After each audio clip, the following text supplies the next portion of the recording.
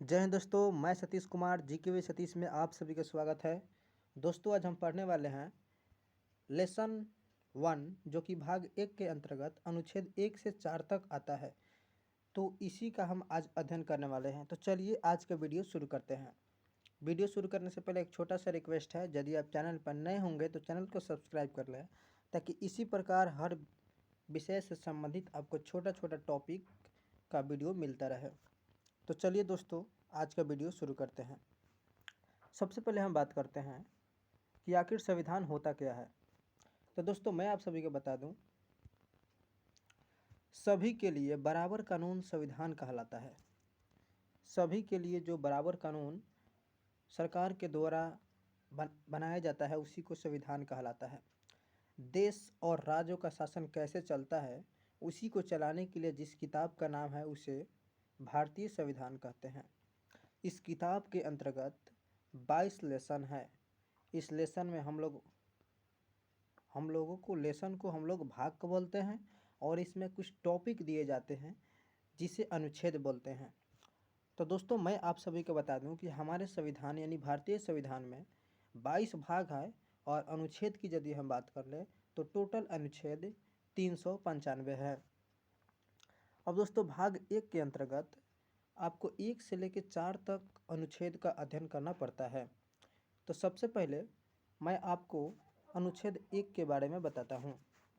अनुच्छेद 1 कहता है, भारत राज्यों का संघ है, अर्थात इसके राज्य कभी भी टूटकर अलग नहीं हो सकते हैं। राज्यों का संघ है अर्थात इसका अर्थ क्या है? तो दोस्तों, परिसंघ, सबसे पहले मैं आपको बता दूं कि आखिर परिसंघ क्या होता है।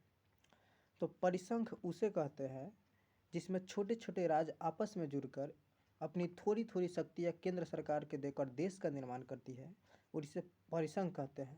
परिसंघ बहुत ही कमज़ोर होती है और कोई भी देश आसानी से अलग हो जाता है। फेडरेशन क्या है? संघ। राज्य मिलकर एक देश का निर्माण करते हैं, और हर राज्य अपने कुछ शक्तियों को देते हैं और उसे देश कहते हैं। आप इन शक्तियों का प्रयोग करके कोई भी अलग राज्य हो सकता है।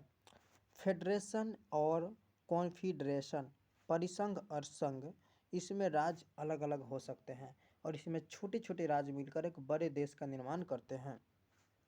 यूनियन की यदि हम बात कर लें तो भारत एक यूनियन है, इसके राज्य कभी अलग नहीं हो सकते हैं। नोट में यदि आपको एक पॉइंट बनाने की बात है, अमेरिका एक फेडरेशन है जबकि भारत एक यूनियन है, अर्थात भारत का राज्य कभी भी अलग नहीं हो सकता है।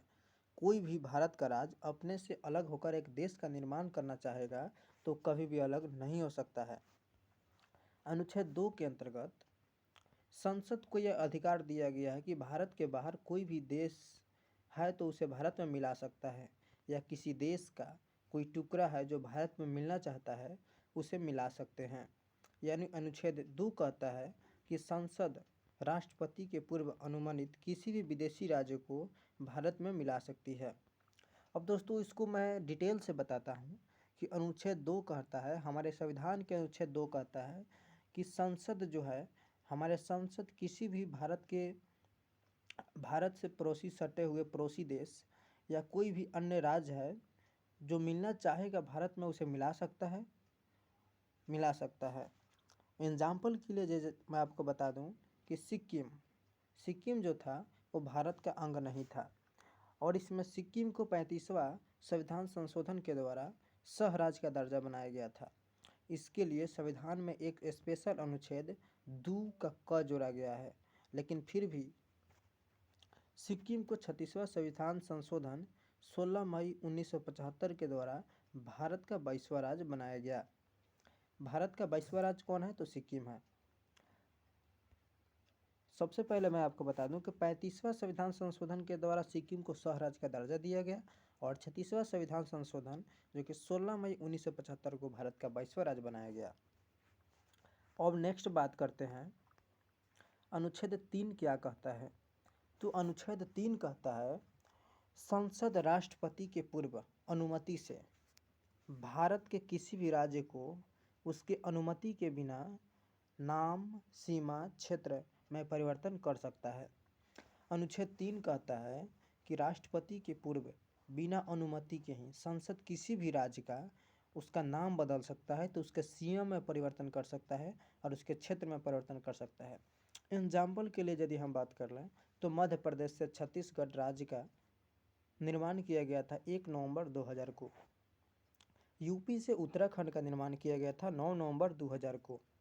उसी प्रकार बिहार से झारखंड को 15 नवंबर 2000 को तोड़ा गया था। अनुच्छेद 4 कहता है जब किसी संसद अनुच्छेद 2 का प्रयोग करेगी यानी किसी विदेशी राज्य को मिलाएगी, अनुच्छेद 3 का प्रयोग करेगी यानी किसी राज्य को तोड़ेगी, तो उसके लिए राष्ट्रपति से विशेष अनुमति की ज़रूरत नहीं होती है, क्योंकि इसे अनुच्छेद 368 में रखा गया है। अब दोस्तों 368 क्या कहता है, तो यहाँ पे मैं 368 आपको नेक्स्ट क्लास में बताने वाला हूँ, लेकिन मैं आपको यहाँ पे शॉर्ट में बता देता हूँ कि 368 के अनुच्छेद में जिस भी विषय को रखा जाता है उसमें राष्ट्रपति का सिग्नेचर यानी साइन होना ही चाहिए, राष्ट्रपति का सहमति होना चाहिए।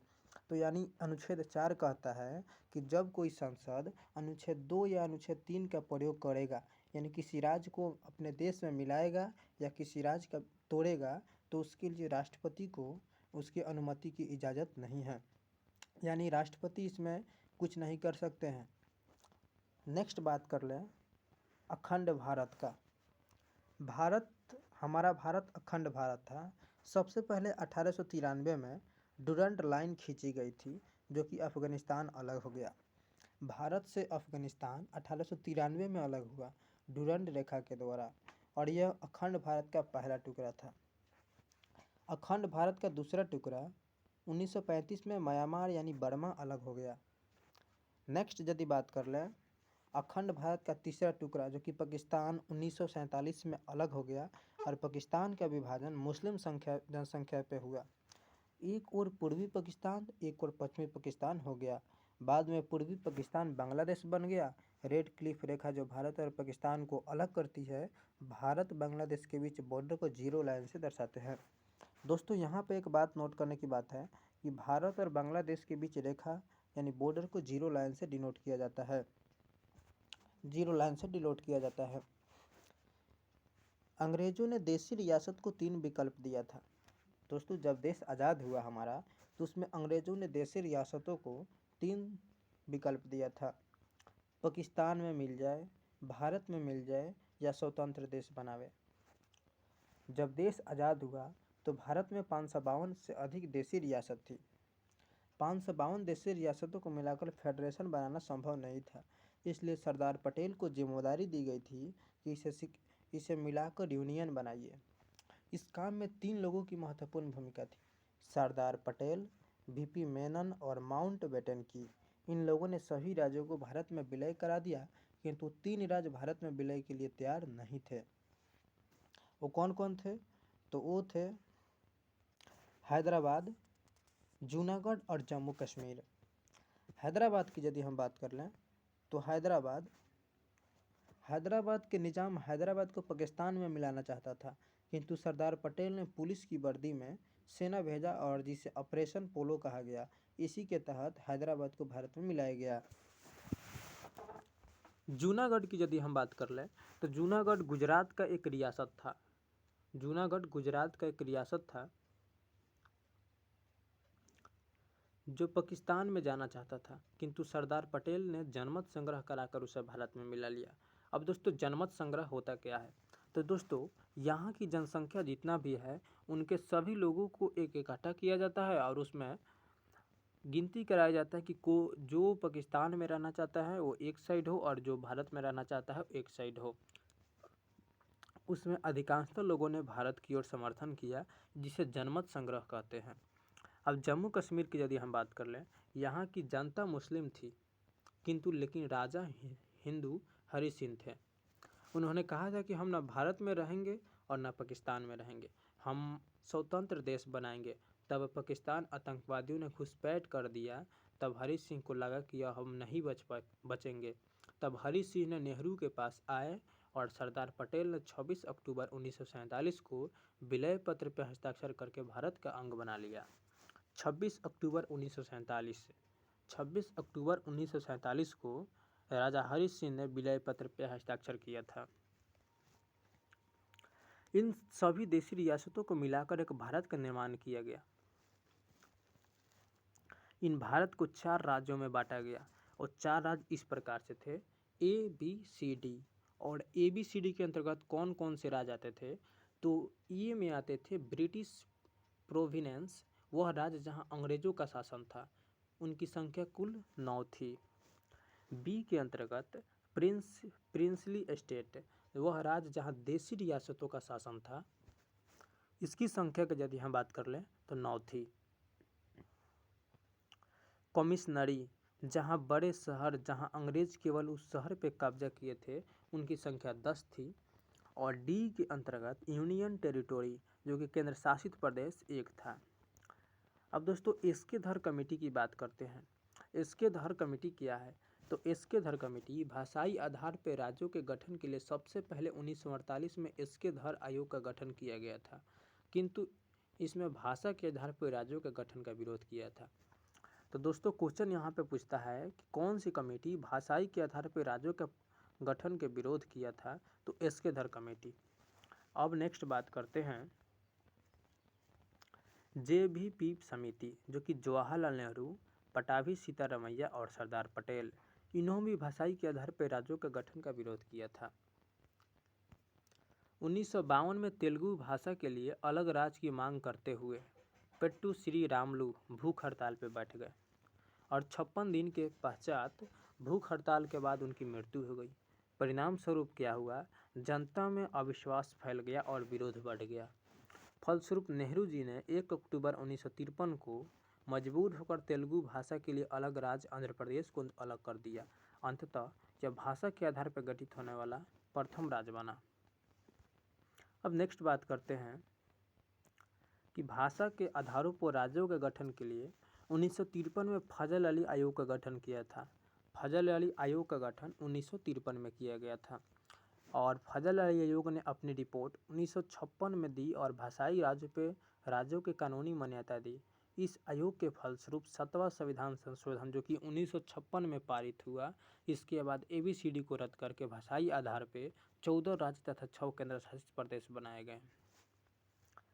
पेप्सू के अंतर्गत Patiala and east Punjab state. PEPSU का पूरा नाम Patiala and east Punjab state है। यूनियन, पंजाब राज्य का पुनर्गठन शाह आयोग की सिफारिश पे हुआ। पेप्सू 4 भागों में टूट गया। हिमालय का जो क्षेत्र था वो हिमाचल प्रदेश में टूट गया और हिंदी जहाँ बोली जाती थी वहाँ हरियाणा और पंजाबी पंजाब में टूट गया और UT जो कि चंडीगढ़ में टूट गया। इस प्रकार भारत का एक विशाल साम्राज्य जो सिमट कर इतने में रह गया, जिसमें 28 राज्य तथा 7 केंद्र शासित प्रदेश बन गया। लेकिन पहले केंद्र में 29 राज्य तथा 8 केंद्र शासित प्रदेश थे, लेकिन जम्मू कश्मीर से राज्य का दर्जा छीन लिया गया और 28 राज्य बचे। पहले 7 केंद्र शासित प्रदेश थे, लेकिन जम्मू कश्मीर लद्दाख को 2 केंद्र शासित प्रदेश में मिलाकर इनकी संख्या 9 थी। लेकिन एक डिसीजन लिया गया, दादर नगर हवेली और दमन दीव को 2 अलग है, उन्हें एक कर दिया गया और अब वर्तमान में 28 राज्य और 8 केंद्र शासित प्रदेश है। 8 केंद्र शासित प्रदेश है। तो दोस्तों पॉलिटिकल साइंस, जो कि भाग 1 के अंतर्गत अनुच्छेद 1 से लेकर 4 तक आता है, उसका आज हम अध्ययन किए। मिलते हैं नेक्स्ट अपडेट में भाग 2 के अंतर्गत। तो मिलते हैं नेक्स्ट अपडेट में, तब तक के लिए धन्यवाद।